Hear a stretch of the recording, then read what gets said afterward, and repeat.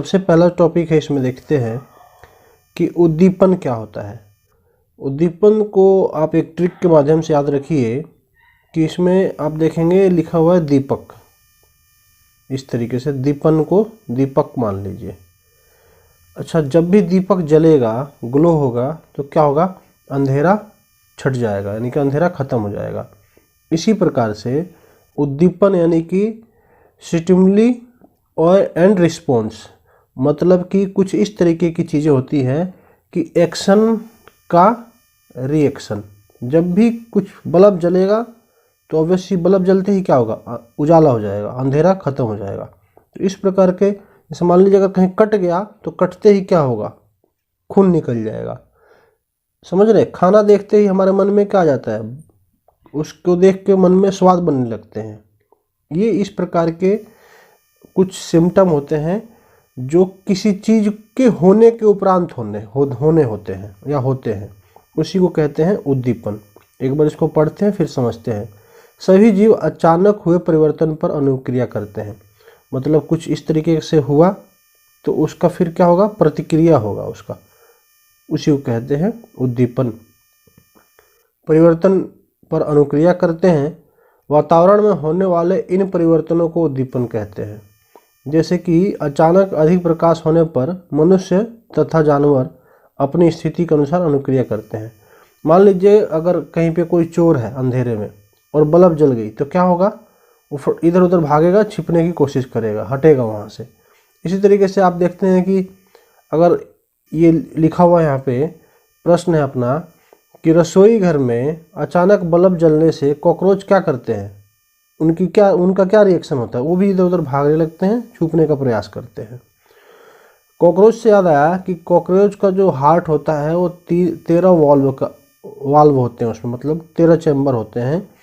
और एक खास बात कि अगर कॉकरोच है, जैसे ये मान लो कॉकरोच का अगर सर कट भी गया तब भी ये कई हफ्तों तक जिंदा रहता है। जानते हैं कैसे? क्योंकि वह सांस लेता है अपने बॉडी से, क्योंकि उसका जो बॉडी है वहाँ से वो श्वसन करता है। इस प्रकार से सांस लेने के कारण वो कई हफ्तों तक जिंदा रह पाता है विदाउट सर भी। अगला टॉपिक देखते हैं आगे अपना कि क्या सभी जीवों में श्वसन होता है। तो यहाँ से देखते हैं कि श्वसन सभी जीवों को जिंदा रहने के लिए आवश्यक है। कोई भी जीव हो धरती पे वो श्वसन करता है, मतलब कि सांस लेता है। अच्छा, सांस लेने में और श्वसन में भी एक बेसिक डिफरेंस है, उसको भी समझेंगे हम। श्वसन के द्वारा ही ग्रहण किए गए भोजन से हमारे शरीर को ऊर्जा मिलती है। एक्चुअली होता क्या है कि शरीर जो हम खाना खाते हैं वो खाना हमारे शरीर में जाता है और उससे जो एक्सट्रैक्शन होता है, उससे जो भी निकलता है, फिर उसमें क्या होता है? उसको फिर उसको ब्लड अवशोषित कर लेती है। खाने का जो रस है वो ब्लड में जाता है और ब्लड में हमारे मिक्स होता है ऑक्सीजन, जिसको आर्टरी हमारे हार्ट से ऑक्सीजनेटेड ब्लड को पूरे शरीर में, यानी कि हर टिश्यू तक, ऊतकों तक पहुंचाती है। एक सीक्वेंस है, क्रम है जो चलता रहता है। तो आगे देखते हैं कि श्वसन के द्वारा ही ग्रहण किए गए भोजन से हमारे शरीर को ऊर्जा मिलती है। कुछ जंतुओं में गैस आदान प्रदान का तरीका भिन्न होता है, अलग अलग होता है। जैसे केंचुआ त्वचा द्वारा सांस लेता है और मछली गिल्स द्वारा। यहाँ देख पा रहे हैं आप इस इमेज में कि यहाँ से ऑक्सीजन पानी ले रही है मछली और यहाँ से ये छोड़ रही है। तो जो मुंह से अपने ले रही है ये तो है पानी, और जो बाहर छोड़ रही है जानते हैं क्या है? ये है हाइड्रोजन। क्यों? क्योंकि हम जानते हैं जो पानी है हाइड्रोजन प्लस ऑक्सीजन से बनता है।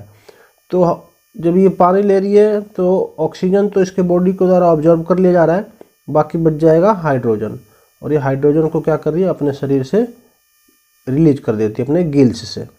तो ऑक्सीजन को मुंह से लेती है और हाइड्रोजन को गिल्स रिलीज कर देती है, गिल्स के माध्यम से फिश, मछली जो जल में ऑक्सीजन है घुली हुई। इसी प्रकार पौधे भी गैसों का आदान प्रदान मुख्यतः पत्तियों द्वारा करते हैं। पत्तियों में छोटे छोटे छिद्र होते हैं जिनसे वायु अंदर आती है तथा ऑक्सीजन बाहर निकलते हुए कार्बन डाइऑक्साइड का प्रयोग करती है।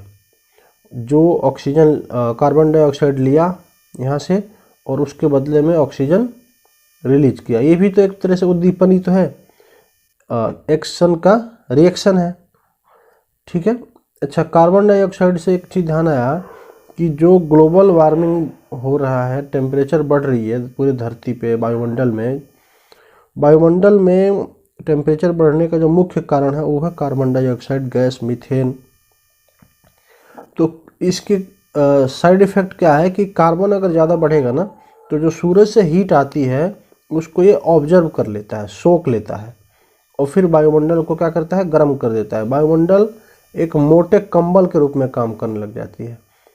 आज आपका वायुमंडल जैसा भी है, अगर इसमें कार्बन डाइऑक्साइड बढ़ेगा तो समझिए कि ये एक मोटा कंबल बनेगा जो क्या करेगा, हीट को ट्रैप कर लेगा, सोख लेगा। अगर कार्बन डाइऑक्साइड कम होगा तो कंबल कैसा हो जाएगा, पतला, यानी पतला कंबल आपको कम गर्मी देगा। समझ पा रहे? अच्छा, ये जो घास देख रहे हैं आप, ये समुद्र में पाई जाने वाली घास है और इसकी खासियत ये है कि यह कार्बन डाइऑक्साइड को ऑब्जर्व करती है, सोखती है, और ये एक बहुत ही फायदेमंद चीज़ है ग्लोबल वार्मिंग को कम करने के दृष्टिकोण से। अगला टॉपिक देखते हैं कि सजीवों में उत्सर्जन होता है? हाँ, सभी सजीवों में उत्सर्जन होता है, यहाँ तक कि निर्जीवों में भी उत्सर्जन होता है। कैसे? हम देखते हैं कि अगर हमने गाड़ी में पेट्रोल डाला तो गाड़ी तो चली ही चली, साथ में गाड़ी ने धुआं भी तो छोड़ा, तो एक्सर्शन तो इसने भी किया। आगे देखिए, सभी सजीव भोजन करते हैं, आहार का केवल कुछ ही भाग शरीर के द्वारा उपयोग में आता है।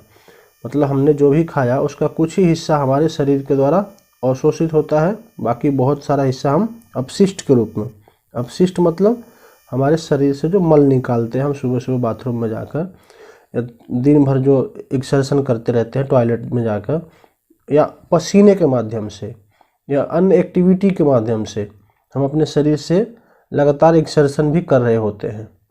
अच्छा, कई बार क्या होता है कि जो अपशिष्ट पदार्थ निकालने के लिए हमारी जो बॉडी है वो टेम्परेचर को हाई करती है, जैसे कि फीवर आता है, तो वह दौर होता है जब हमारा बॉडी हमारे शरीर से टॉक्सिस निकालना चाहती है। कफ, पित्त और वात, ये हमारे शरीर में 3 प्रकार के टॉक्सिस जमा होते हैं जिनको बॉडी टेम्परेचर बढ़ाकर निकाल देना चाहती है। ये काम अगर हम स्वयं करते हैं, जैसे एक्सरसाइज करते हैं, बॉडी गर्म होती है तो एक्सर्शन वहाँ भी होता है जो हम डेली बेसिस पे करके निकाल देते हैं। लेकिन जो लोग एक्सरसाइज नहीं करते हैं फिर वो बीमार पड़ते हैं और फिर बॉडी स्वतः ही ये काम करती है, जैसे कि बॉडी का टेम्परेचर बढ़ना, बुखार आना, इस तरीके का कुछ भी, सर्दी जुकाम खांसी होना, और फिर उस दौरान शरीर से कचरा निकलता है। तो बेहतर ये है कि हम खुद से ही इसको डेली बेसिस पे एक्सरसाइज करके एक्सर्शन कुछ थोड़ी मात्रा में जो नेचुरली होता रहे, नहीं तो फिर क्या होगा, बीमार पड़ जाते हैं। वो होना ही होगा ही है। अगर हमारे पास एक्सरसाइज करने के लिए समय नहीं है तो बीमार पड़ने के लिए समय निकालना पड़ेगा। ये एक जगह मैंने पढ़ा था। चलिए आगे देखते हैं। उत्सर्जन आप समझ पाए हैं, शरीर से एक्सर्शन करना मतलब चीज़ों को निकालना, अपशिष्ट चीज़ों को जो फालतू है। श्वसन और सांस लेने की प्रक्रिया में अंतर, तो हम देखते हैं कि श्वसन क्या होता है, जो पड़ी हुई चीज़ें हैं ना, जो स्थिर है एक तरीके से, या जो कोशिकाएं हैं वो स्थिर है बॉडी में, मूव तो नहीं कर रही ना, तो वे करती हैं श्वसन। और सांस लेने का काम करते हैं चलते फिरते जीव, पशु, जैसे कि हम इंसान, तो हम क्या करते हैं, सांस लेते हैं। यहाँ देखेंगे, सांस लेने की प्रक्रिया कोशिकाओं और पर्यावरण के बीच सांस लेने और छोड़ने की एक जैविक प्रक्रिया है। सांस लेना क्या है, एक जैविक प्रक्रिया, मतलब कि जीव सांस लेते हैं। जैविक मतलब जो जीव है, हम लोग क्या है, जीव हैं, पशु क्या है, जीव हैं। और श्वसन क्या है, एक रासायनिक प्रक्रिया है, मतलब कि केमिकली तरीके से ही होता है, जो टिश्यूज के द्वारा होता है, कोशिकाओं के द्वारा। हमारे शरीर में ट्रिलियंस ऑफ कोशिकाएं हैं। हमारा शरीर बना ही है उत्तकों से, कोशिकाओं से। पहले कोशिकाओं से युग्मक बनते हैं, और फिर इन युग्मकों से भ्रूण बनता है, और फिर भ्रूणों में जब अंगों का विकास हो जाता है तो उसको गर्भ बोलते हैं। और ये सब होता कैसे है? कोशिकाओं के विकास के उपरांत ही ये सारे काम हमारे शरीर में विभिन्न अंग तैयार होते हैं, आँख, कान, नाक, ये सब बनते हैं। कोशिकाओं से ही पूरे बॉडी बनती है। जो मसल से जितना भी वो सब क्या है? कोशिकाओं का ही एक्युमुलेशन है। समझ रहे हैं? अब यहाँ पे एक चीज़ समझनी है कि जब हमारी बॉडी क्या करती है, सांस जब हम लेते हैं फिर वो सांस ब्लड में मिक्स होती है, ऑक्सीजन, और फिर वह oxygenated blood, oxygen mix blood पूरे बॉडी में सर्कुलेट होती है और हर टिश्यू तक पहुंचती है, हर कोशिका तक ऑक्सीजन पहुंचती है। हर टिश्यू को, हर कोशिका को हमारी बॉडी में ऑक्सीजन चाहिए होती है हेल्दी रहने के लिए। एक सर्टेन लाइफ होती है, ज़्यादा नहीं होती, और डेली बेसिस पे कोशिकाएं बनती हैं और मरती हैं हमारे शरीर में। इस प्रकार की क्रिया चलती रहती है ताउम्र। एक टाइम ऐसा आता है कि नई कोशिकाएं बननी कम होने लगती हैं, शरीर में झुर्रियाँ पड़ने लगती हैं, चेहरा डल होने लगता है और धीरे धीरे बुढ़ापा आने लगता है, नई कोशिकाएं बननी कम होती चली जाती है। जब हम जम्हाई लेते हैं, यविंग, देख पा रहे हैं, चाहे वो इंसान हो या पशु हो। अच्छा, जब भी जम्हाई लें मुंह पे हाथ रखें जरूर, ये एक अच्छा मैनर होता है। तो इस प्रकार से हम देखते हैं कि उस दौरान हमारी बॉडी को ज़्यादा ऑक्सीजन की ज़रूरत पड़ती है, इसलिए हमारा शरीर क्या करता है? ऑटोमेटिकली मुंह खोल के हम सांस लेते हैं, यविंग करते हैं। आगे देखते हैं, गति क्या सभी जीवों के द्वारा की जाती है? सजीव जीव, आगे देखते हैं कि अधिकतर जीव एक स्थान से दूसरे स्थान पर गति करते हैं। पौधे सामान्यतः जमीन से जकड़े रहते हैं, इसलिए वह गति नहीं करते, परंतु विभिन्न पदार्थ जैसे जल और खनिज एक भाग से दूसरे भाग में संवहित होते हैं। जैसे पेड़ है तो पेड़ के नीचे जड़ से अपने मिनरल्स और वाटर्स ले लिए, इधर पत्तियों से कार्बन डाइऑक्साइड ले लिया, सनरेज ले लिया, और इस प्रकार से जो भी इसके तत्व बनते हैं, ग्लूकोज बनते हैं, बेसिकली क्लोरोफिल बनते हैं, ये पूरे पेड़ में, पूरे वृक्ष के अंदर सर्कुलेट होते हैं। बाकी और जो सजीव हैं, चाहे वो पशु हो गए, स्थावर, इनको पेड़ को स्थावर कहेंगे, और जो चर हैं यानी कि जो चलने वाले हैं, जिसमें मनुष्य और पशु, ये इस प्रकार के जीव गति करते हैं। आगे देखते हैं, इसको फिल इन द ब्लैंक्स भरेंगे कि प्रश्न, सांस लेना एक जैविक क्रिया है, जैविक प्रक्रिया है, जबकि श्वसन एक रासायनिक प्रक्रिया है। आई होप आप इन फैक्ट्स को बेहतर तरीके से समझ पाए हैं। वीडियो को लाइक करें, चैनल को सब्सक्राइब करें, हम आगे ऐसे ही पढ़ते रहेंगे। So thanks for now, stay safe.